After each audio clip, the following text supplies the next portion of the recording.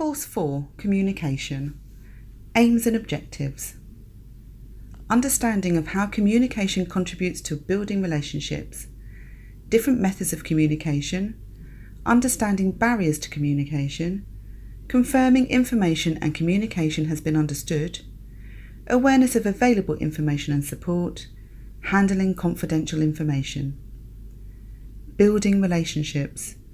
The foundations of any relationship are determined by effective communication. Therefore, it is essential to establish a two-way process. Examples of good communication include: understanding patients' needs can be achieved through verbal discussions with the patient, their family or friends. Patient needs are always recorded in the patient notes, and it is essential that all healthcare workers read this. Effective team working can be established during a handover of shifts when sharing information or updates with the wider team on a patient's health needs or making the time to talk to family and friends. Family and friends can often provide vital information to healthcare professionals when a patient is unable to communicate. Trust is important when building relationships as it establishes mutual understanding and partnership. Being distinct is vital when providing care and treatment. It is important that communication is clear, concise and effective. Failure to do this can result in a patient having unmet care needs. In order for communication to be effective, it is essential that all methods of communication used are completely efficient. For example, you have just supported a patient with personal care and note a slight deterioration in their ability to carry out tasks for themselves.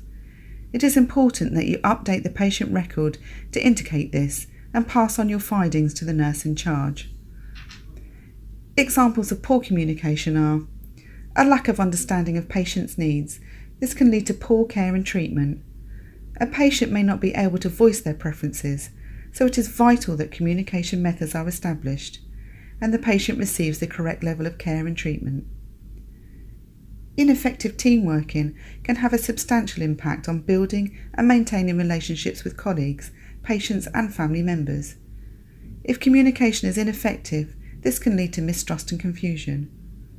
Sharing information is crucial in health and social care settings. Failure to react and report efficiently could result in an individual, i.e. a patient, colleague or visitor, being placed in unnecessary dangerous or harmful situations. For example, failure to inform your colleagues or nurse in charge of the deterioration of the health of the patient could result in this patient being left to independently complete tasks they can no longer do. This can lead to patient being at risk of falls, neglect with personal care, and risk of developing pressure sores. Methods of communication. It is important to consider individual needs when selecting your method of communication and ensuring that this is compliant with legislation, including the General Data Protection Regulation 2018. Methods of communication can vary depending on patient need. These can include verbal communication, body language, touch, gestures, and sign language.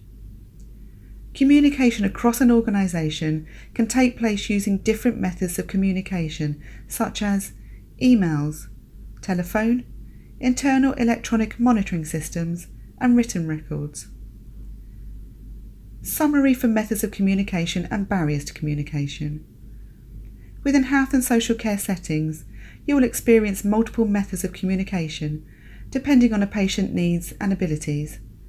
It is important not to assume an individual uses a set method of communication, and healthcare workers have read patients' notes to ensure they are familiar and understand how a patient communicates in order to meet their needs.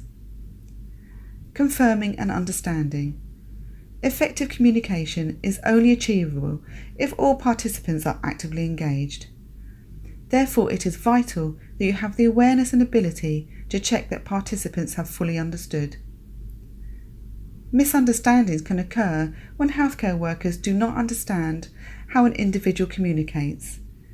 Where miscommunication occurs, it is important to clarify discussions that have taken place, and ways of checking an individual's understanding is to ask questions, repeat, pause or rephrase, Ask them to repeat or acknowledge you.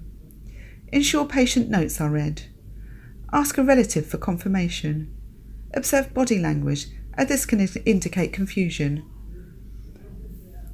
Confirming and understanding, slide 2. Within your role, it is essential that you understand what options for information and support are available to you. There are a variety of services available, such as advocates, consultants, special charities, clinical psychologists, interpreters, websites, your manager. Handling confidential information. There may be circumstances that require you to breach confidentiality and share sensitive information. It is important that you fully understand when this is required. Confidential information must be shared when there is a risk of harm to patients, evidence or risk of exploitation, or evidence or risk of abuse. The General Data Protection Regulation, GDPR, came into force on the 25th of May 2018. It was designed to modernise laws that protect personal information of individuals. Within any health and social care setting, you will find that patient information is stored both paper-based and electronically. Paper-based records must be stored in a locked cabinet that prevents unauthorised people gaining access. Electronic systems will require you to input a unique password before gaining access to the system.